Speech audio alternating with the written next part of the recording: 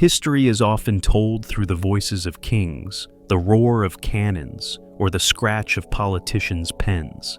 But there is another kind of history, a history felt, seen, and reimagined. This is the history of the human gaze. Tonight, we embark on a long, quiet journey into the life of a man who changed the very way we look at the world. Pablo Picasso. To many, he is a legend, a chaotic force of fractured faces and geometric shapes. But before the fame, before the flashes of the cameras, there was simply a boy who watched the dust motes dance in the Spanish sun, a young man who shivered in the Parisian winter, an old soul who understood that to paint an object, you must first understand its silence. Forget the textbooks for a moment, forget the dates and the auction prices. Tonight, we are not studying art history. We are stepping inside the studio of a life. We will walk the cobblestone streets of his youth, smell the turpentine and stale tobacco of the bohemian cafes, and feel the blue melancholy of his darkest nights. Breathe deeply. Let the tension of your own day loosen its grip. Imagine you are sitting in a comfortable chair in a room filled with canvases. The light is dim, warm, and inviting. We are about to turn the first page of a story that spans 91 years of relentless creation. Chapter 1. The Pigeons of Malaga, 1881-1891. Our story begins in the south of Spain, in the ancient port city of Malaga. The year is 1881. It is a place where the Mediterranean sun bleaches the white walls of the houses until they ache the eyes, and the air smells of salt, dry earth, and frying olive oil. In a modest apartment on the Plaza de la Merced, a child is born. The birth is difficult, so difficult that the midwife believes the baby is stillborn. He lies silent on a table while the family tends to the mother. It is his uncle, Dr. Salvador, who saves him. Legend tells us that the uncle, smoking a cigar, leaned over and blew a cloud of smoke into the infant's face. The baby grimaced and let out a bellowing cry. Pablo Picasso was welcomed into the world, not with a gentle touch, but with a cloud of smoke and a roar of defiance. Growing up, Pablo was a quiet child, watchful and intense. While other children ran through the plaza chasing balls, Pablo would sit, his dark eyes absorbing everything. He watched the way the shadows lengthened across the square as the afternoon turned to evening. He watched the heavy velvet curtains in his parents' parlor, but mostly he watched his father, Don José Ruiz y Blasco. Don José was a tall, elegant man, a painter and a teacher at the local art school. He was a man of tradition, a man who believed in rules. His specialty was painting pigeons, those common, fluttering birds that filled the plazas of Malaga. He painted them with obsessive detail, the iridescent sheen of a neck feather, the rough texture of a claw, the glassy reflection in a bird's eye. For the young Pablo, his father's studio was a sanctuary. It was a world of smells, the sharp bite of linseed oil, the woody scent of canvas frames. It was here that Pablo spoke his first words. Not mama or papa, but piz, a child's shortening of the word lápiz, meaning pencil. Imagine the scene. A 4-year-old boy sitting on the cool tile floor, clutching a piece of charcoal. He doesn't draw stick figures. He draws spirals. He draws the eye of a pigeon. He is not trying to play, he is trying to capture. Don José watched his son with a mixture of pride and unease. He saw how the boy held the brush, not awkwardly, but with a terrifying confidence. He saw that the boy understood perspective before he could even read the alphabet. In school, Pablo was a disaster. The letters and numbers floated off the blackboard, meaningless to him. He would bring a pigeon into class, hiding it under his coat, just to feel the warmth of its feathers. to study the structure of its wing while the teacher droned on about arithmetic. One afternoon, a pivotal moment occurred, a moment that has been mythologized, yet holds a core of emotional truth. Don Jose was working on a large canvas of a pigeon coop. He was tired. His eyes were failing him, the delicate details becoming a strain.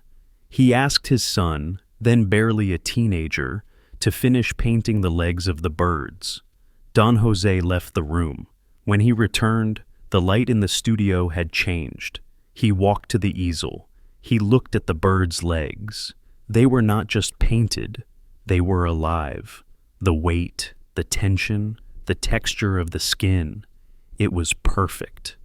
It was more real than anything Don Jose had ever created in 40 years of labor. In the silence of that room, a torch was passed. It was a moment of profound heaviness for the father, the realization that his own time had passed, that he had been surpassed by the flesh of his own flesh. For Pablo, it was not a victory, but an acceptance of destiny. He was no longer just a boy. He was a vessel for something much larger than himself. Chapter 2. The Rain and the Vow, 1891-1895. Change came swiftly. The family left the warm, golden light of Malaga for the northern coast of Spain, to the city of A Coruña. If Malaga was the sun, A Coruña was the rain. It was a gray, wet city facing the Atlantic Ocean, where the wind howled and the fog clung to the streets. For a boy of 10, this was a shock to the system. The colors of his world had been turned down. The vibrant yellows and oranges were replaced by slate grays, wet greens, and muddy browns. But this gloom forced Pablo to look inward. It was here, in this rainy city, that Pablo experienced his first true encounter with tragedy, an event that would haunt his psyche and shape his art forever. In 1895, his beloved younger sister, Conchita, fell ill with diphtheria. She was 7 years old, a bright spark in the gray dampness of A Coruña. Pablo watched her fade. The illness was brutal, suffocating. Desperate, the 14-year-old Pablo made a bargain with God. In the fevered logic of a terrified boy, he offered a sacrifice. He vowed that if God saved Conchita, he would give up painting. He would never touch a brush again. He would sacrifice his greatest gift, his very identity, for the life of his sister. He waited. He prayed. But the silence of the room was broken only by her labored breathing. Conchita died. The impact on Pablo was cataclysmic. God had rejected his bargain. But in the dark twist of grief, Pablo realized something else. Because she had died, he was obligated to paint. If he had stopped painting, her death would have been the price for nothing. Now, art was not just a talent. It was a burden. It was a survival mechanism. He had been granted the power of creation at the cost of a life. He threw himself into his work with a ferocious, almost frightening energy. He painted portraits of beggars in the streets of A Coruña, capturing their weariness with a maturity that unsettled his teachers. He painted his father, Don Jose, looking older, sadder, his head resting in his hand. In these portraits from A Coruña, you can see the loss of childhood. The eyes of his subjects are heavy. The brushstrokes are darker. The boy who played with pigeons in the sun was gone. In his place stood a prodigy forged in the rain, burdened by a guilt he could never speak of, armed with a talent that felt less like a gift and more like a weapon against mortality. Chapter 3. The City of Shadows and Light, 1900-1902. By the turn of the century, Spain felt too small. The 19-year-old Pablo turned his gaze north to the center of the artistic universe, Paris. He arrived at the Gare d'Orsay train station in October 1900. It was the time of the Exposition Universelle. The city was electric, literally. Electric streetlights bathed the boulevards in a surreal glow. The Eiffel Tower pierced the clouds. It was a city of impossible glamour, of impressionist masters like Degas and Renoir, of cafes filled with poets and anarchists. But Pablo did not come as a conqueror. He came as an outsider. He spoke no French. He had little money. He moved into a cramped studio in Montmartre, the Bohemian hilltop district. He was not alone. He was accompanied by his closest friend from Barcelona, Carles Casagemas. Casagemas was a poet, sensitive, unstable, and deeply romantic. Together they navigated the dazzling labyrinth of Paris. They painted by day and drank cheap wine by night, wandering the streets, absorbing the spectacle of the Moulin Rouge. However, the lights of Paris cast long, cold shadows. While Pablo was absorbing the energy of the city, Casagemas was sinking into a deep depression. He had fallen hopelessly in love with a model named Germaine, who did not return his affections. In February 1901, while Pablo was away in Madrid, tragedy struck again. At a dinner party in a Parisian cafe, Casagemas stood up, gave a speech, drew a pistol, and shot himself in the head. The news reached Pablo like a physical blow. The ghost of Conchita seemed to rise up to meet the ghost of Casagemas. Death was following him. He returned to Paris, but the city had changed. The glamour was gone. The electric lights now looked harsh and artificial. He moved into the very studio where Casagemas had spent his final nights. He slept in his dead friend's bed. He was haunted. And then the colors changed. Slowly, almost imperceptibly at first, the warmth drained out of Pablo's palette. The reds, oranges, and yellows vanished. In their place came a creeping tide of blue, indigo, cobalt, cerulean, gray. He began to paint the world as he now felt it, cold, isolated, and silent. This was the beginning of the blue period. He didn't paint the wealthy patrons or the dancers of the Moulin Rouge anymore. He went to the women's prison of Saint-Lazare. He painted the inmates, mothers with venereal diseases, wrapped in shawls, holding their babies with bony fingers. He painted the blind beggars on the street corners, their eyes empty voids. He was not looking at them. He was looking with them. In a painting titled The Death of Casagemas, he painted his friend lying in a coffin, bathed in candlelight. But the light offered no warmth. It only illuminated the stillness. Pablo was living in extreme poverty now. He burned his own drawings in the stove to keep warm during the freezing nights. He ate little. He worked in the silence of the night, surrounded by the blue ghosts on his canvases. He was 20 years old, and he was painting the exhaustion of the world. He realized that art was not about making things look beautiful. It was about making things felt. The blue period was his descent into the underworld. He was stripping away the facade of the Belle Époque to reveal the fragile, lonely human bone beneath. In the cold blue light of that studio, Pablo Picasso was learning the most important lesson of his life, that sorrow, when poured onto a canvas, becomes something else. It becomes a testament. It becomes a way to keep living when everything else has died. Chapter 4. The Laundry Boat and the Rose, 1904 to 1905. In the spring of 1904, the blue fog began to lift. Pablo, now 23, moved permanently to Paris, but he did not move to a palace. He moved to a legend. High on the slopes of Montmartre, there stood a building unlike any other. It was a ramshackle wooden warren of studios known as the Bateau Lavoir, or the Laundry Boat. It earned this name because, on stormy nights, the entire structure would creak and sway in the wind, like a barge lost at sea. It had no electricity. There was only one rusted tap for water. In the summer, it was an oven. In the winter, an icebox. But, oh, the life inside.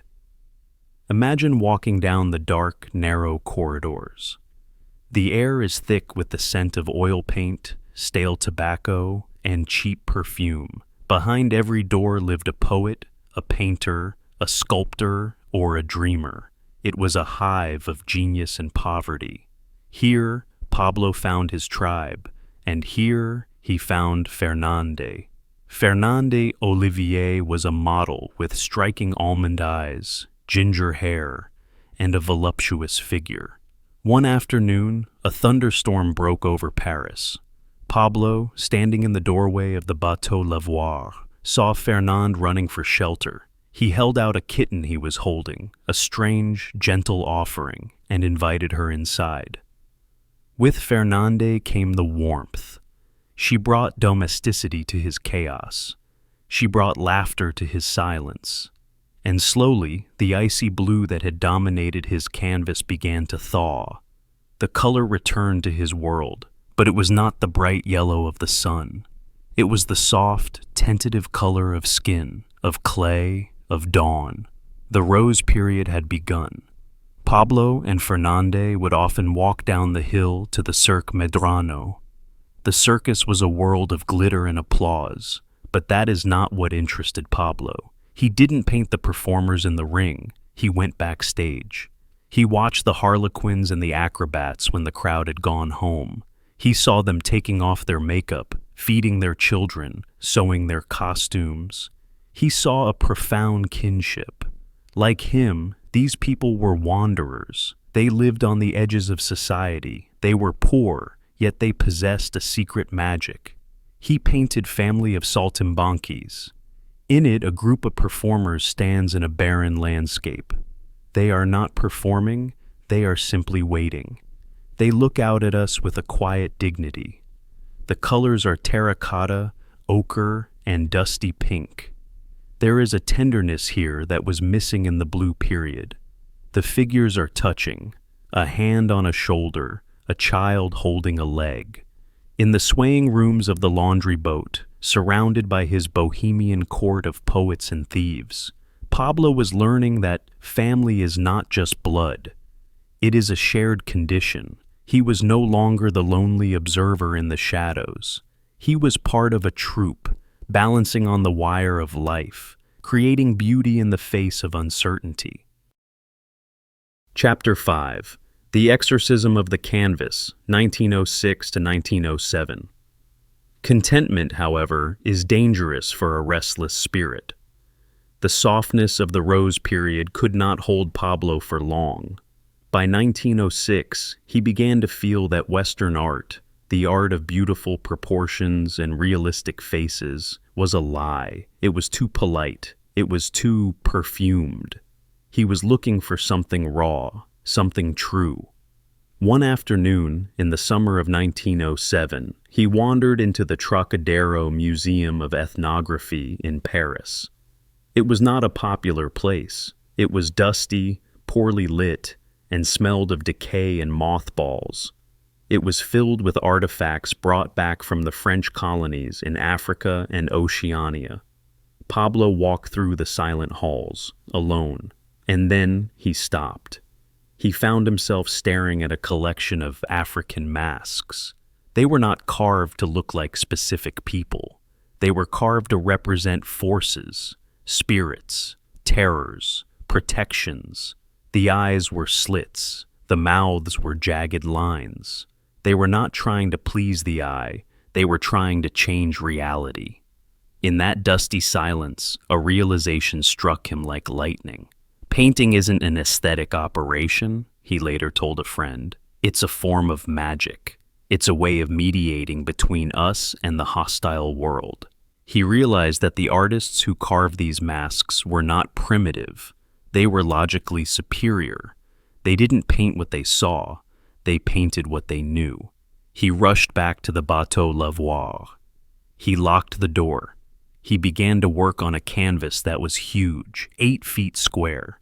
He summoned 5 nude women onto the canvas, figures from a brothel on Avignon Street in Barcelona. But he didn't paint them with the soft curves of the Renaissance. He attacked the canvas. He replaced their faces with masks. He sharpened their elbows into knives. He shattered the space around them into jagged shards of glass. He painted eyes that looked directly at the viewer, unblinking and aggressive. He abolished the idea of perspective. The nose was sideways, the eyes were front on. For months, he worked in a trance. When he finally revealed the painting, titled Les Demoiselles d'Avignon, to his closest friends, the reaction was not applause, it was horror. Henri Matisse, the great master of color, was angry. He felt the painting was a mockery of modern art. Even Georges Braque, who would later become his partner, said, "It is as if you want us to eat tau and drink kerosene." They thought he had gone mad. They thought the painting was ugly, unfinished, a disaster. But Pablo stood before it, his hands covered in paint, his eyes burning. He knew what he had done. He had not just painted a picture, he had broken the mirror of the world. He had destroyed the last 500 years of artistic tradition in a single stroke. He had performed an exorcism. The pretty, polite world of the 19th century was dead. The 20th century, fractured, fast, and complex, had just been born on his canvas. Chapter 6, The Rope Climbers, 1907-1908. The shock of Les Demoiselles slowly faded, replaced by curiosity. One man, in particular, returned to look at it again and again. Georges Braque. Braque was everything Pablo was not. Pablo was short, dark, fiery, and chaotic. Braque was tall, fair, athletic, and methodical, a man of quiet contemplation.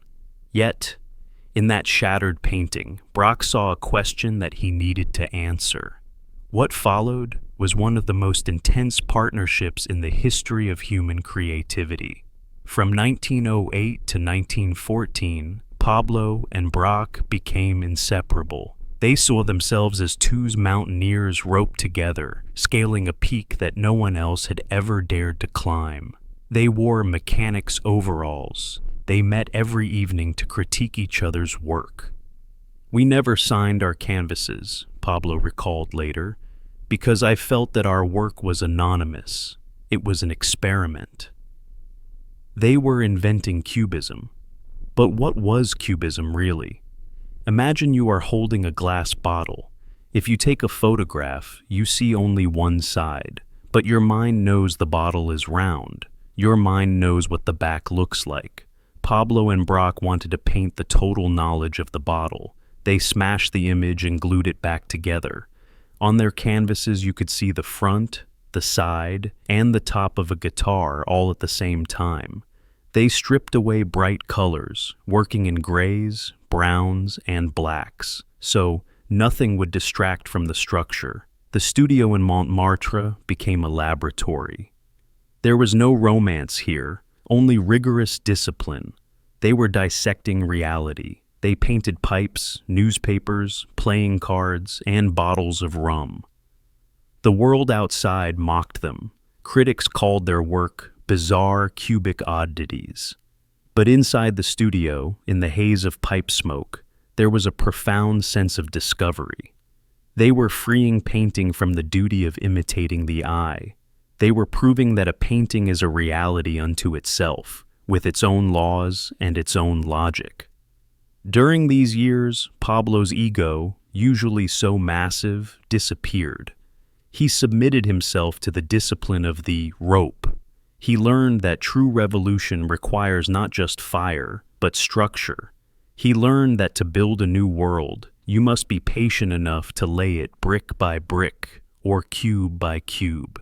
In the quiet focus of those days, listening to Braque's steady breathing and the scratch of their brushes, Pablo found a different kind of peace. The peace of pure intellect. The peace of knowing that, together, they were rewriting the visual language of humanity. Chapter 7, The Broken Rope, 1914 to 1916. August 10th, 1914. The day the world broke. Pablo was in Avignon, in the south of France, when the news came. Germany had declared war. The Great War. It was the end of the 19th century's long summer. He took his friend Georges Braque to the train station in Avignon. Braque was wearing his uniform, his face set in a grim expression of duty.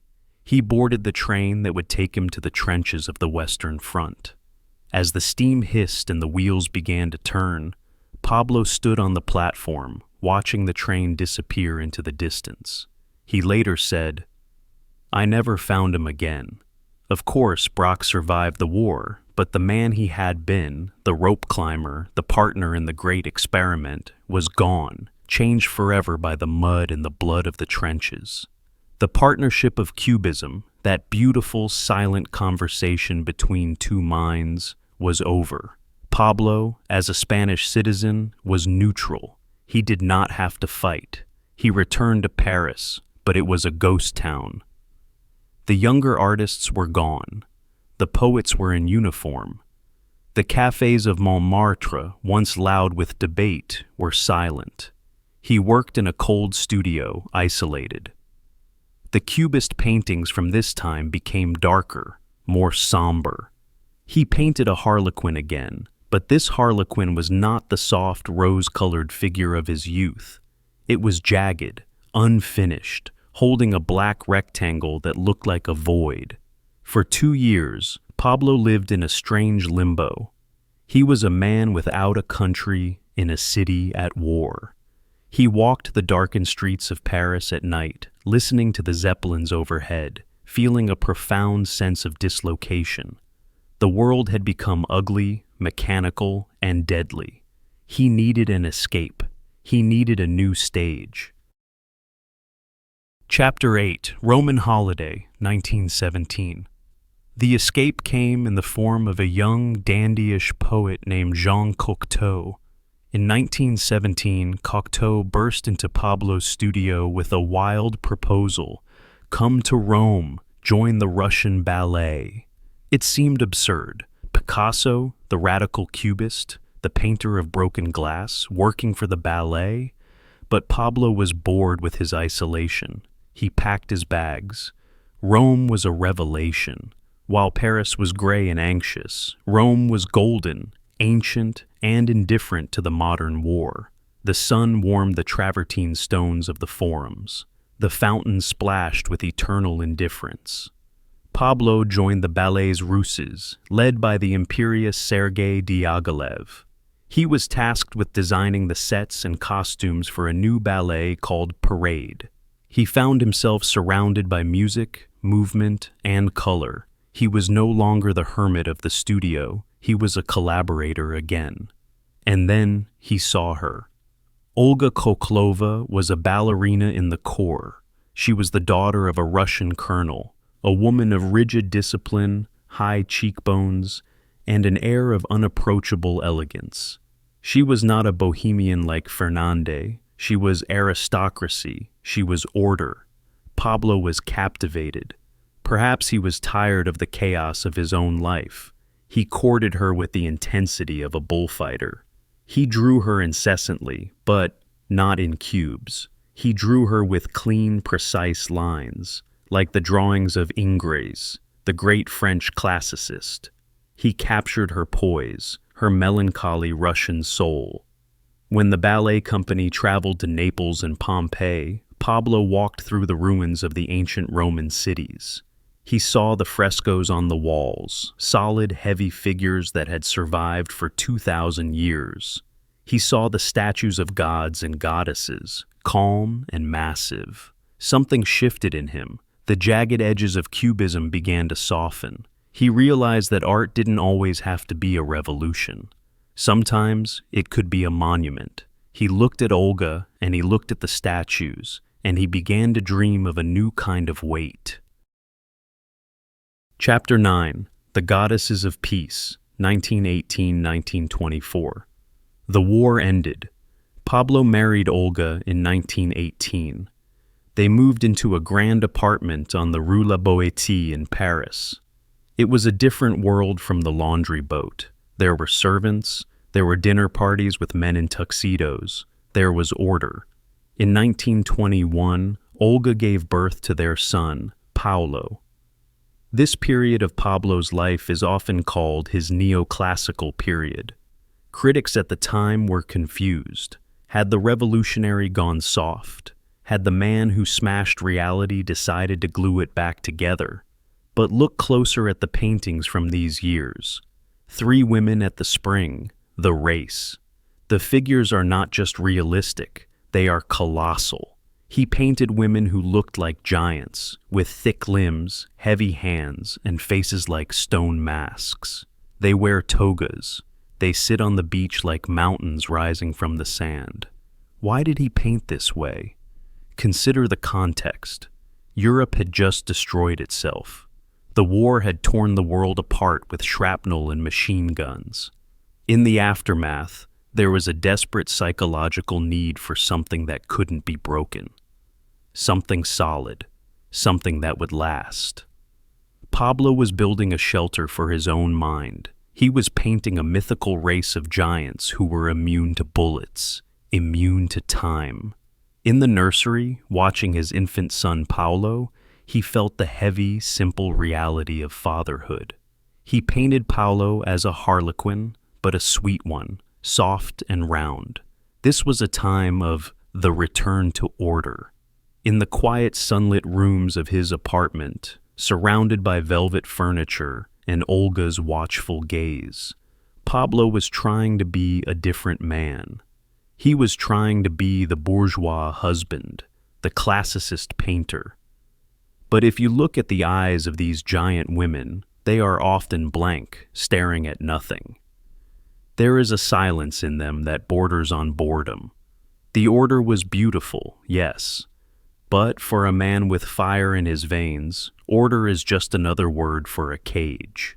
The Roman holiday was over. The domestic life was established. But deep down, the Minotaur was waking up, pacing the labyrinth, waiting for the thread that would lead him back into the wild. Chapter 10. The Secret Garden, 1927 to 1935. By the late 1920s, the golden cage of Pablo's life with Olga had become suffocating.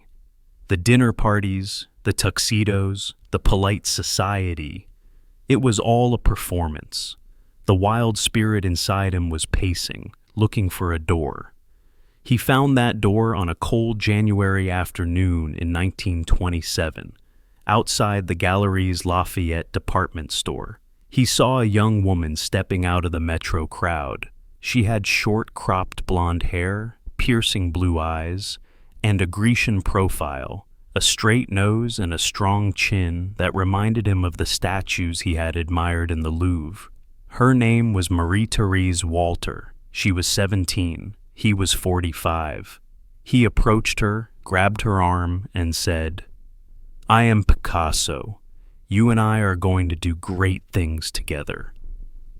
That encounter opened a secret chapter in his life.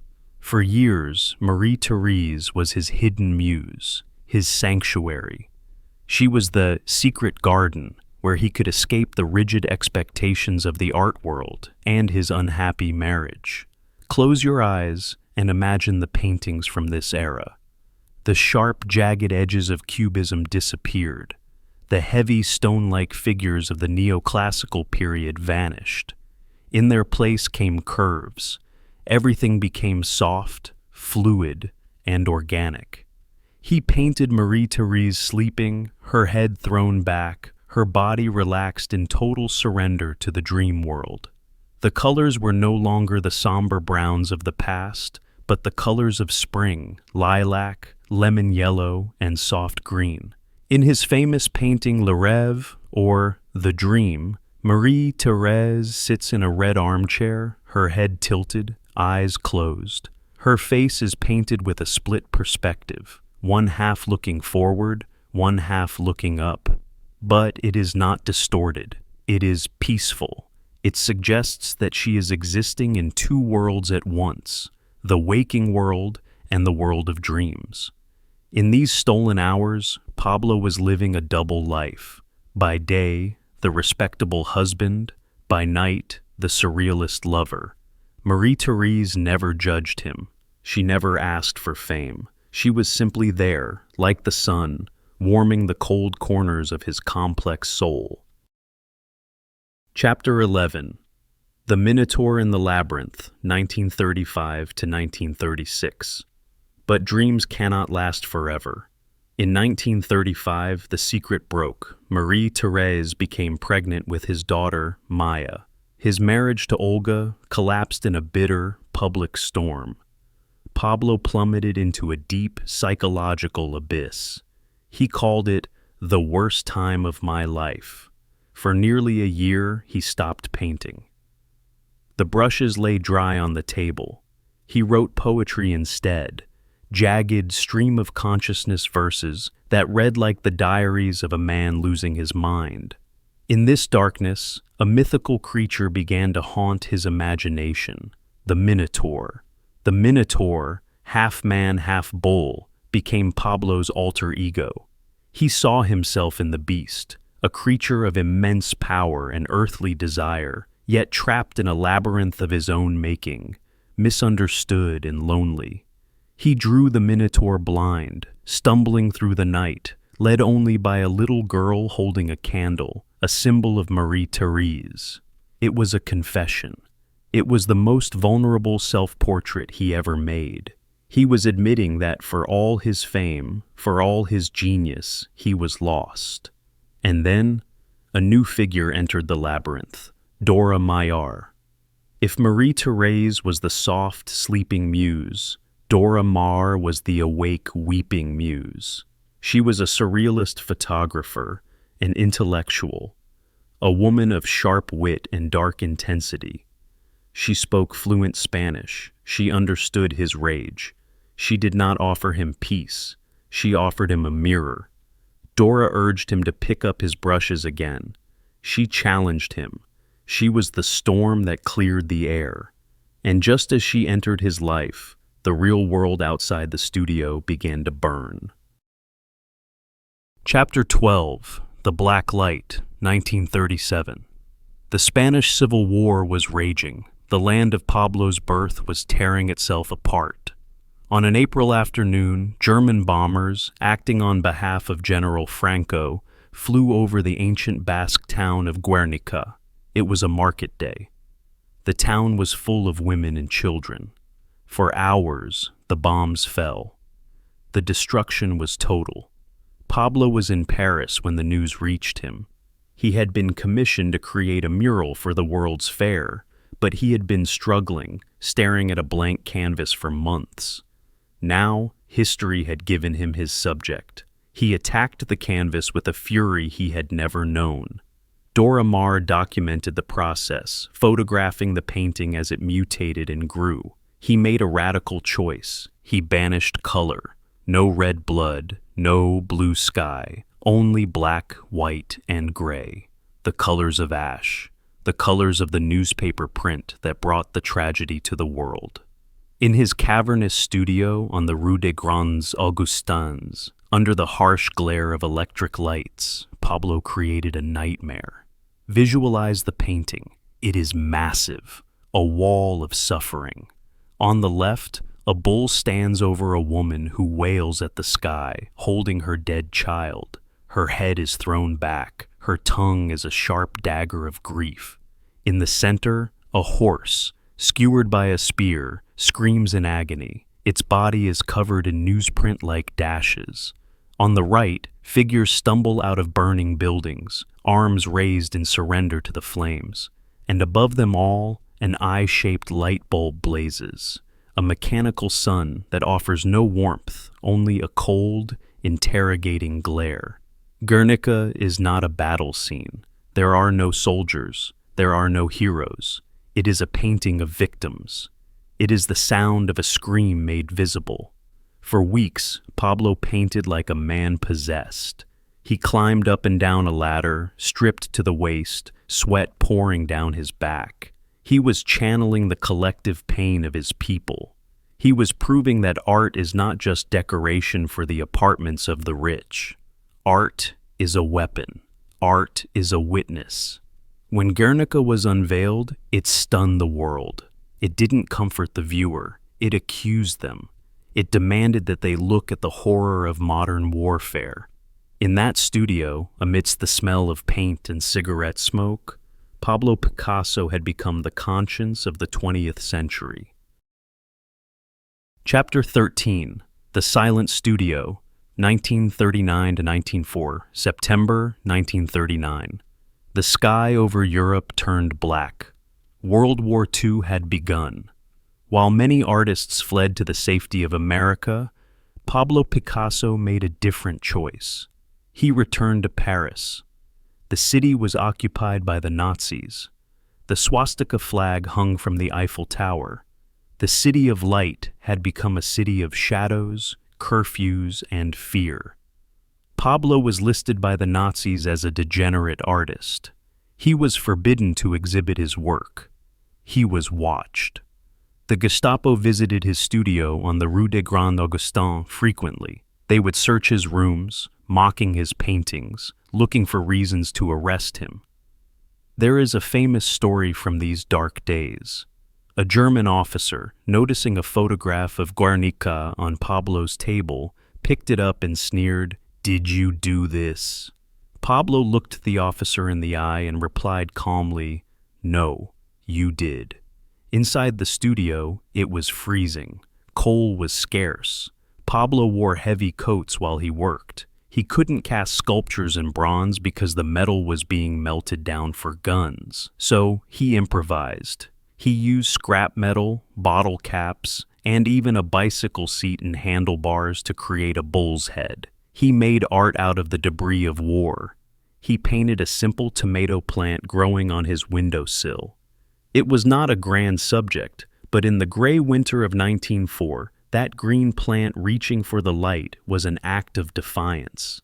He was proving that life continues. He was proving that even in the belly of the beast, the creative spirit cannot be strangled. He did not fight with a rifle. He fought with his persistence. He simply refused to stop being Picasso.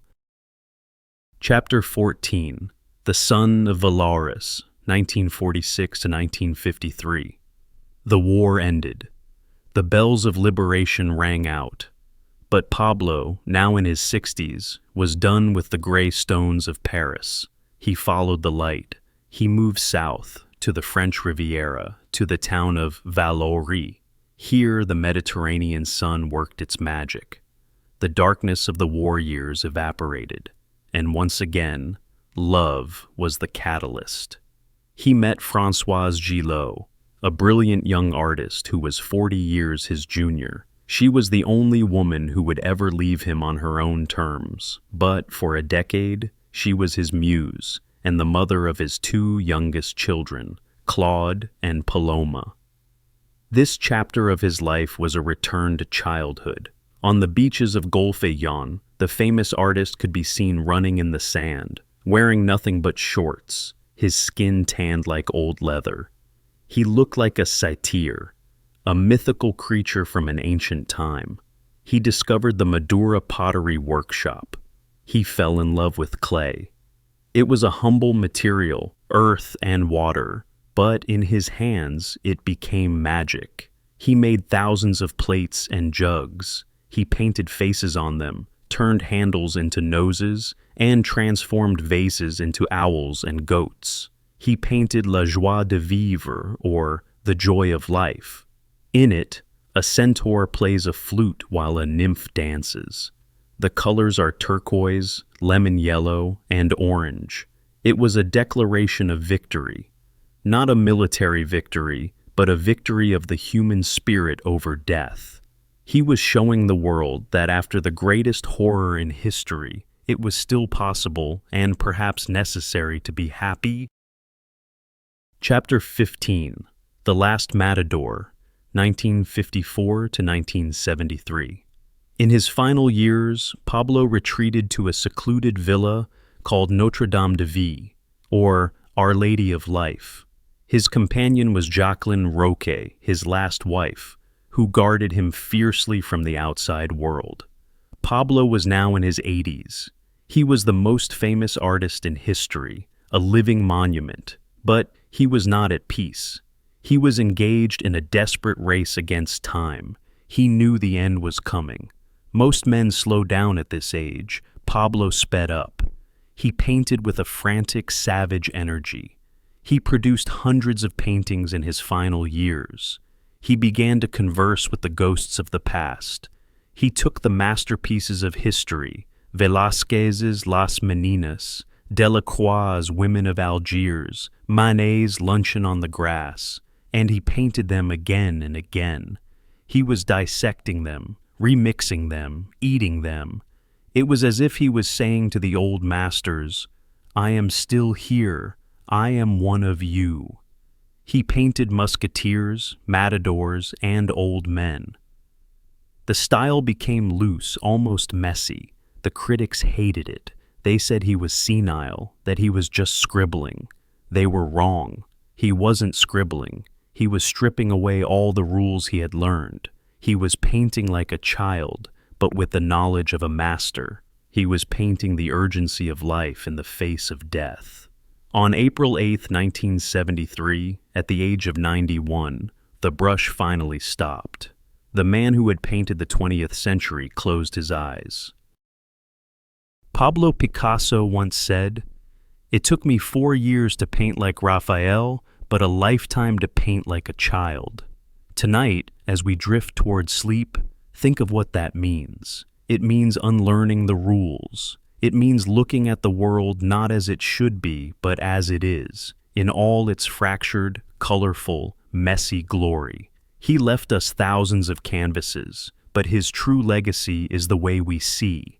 He taught us that a face can be a landscape. He taught us that a bicycle seat can be a bull.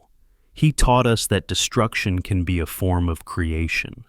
The studio is quiet now. The smell of turpentine has faded. The dust motes settle on the floor. The artist has gone, but the light he captured remains.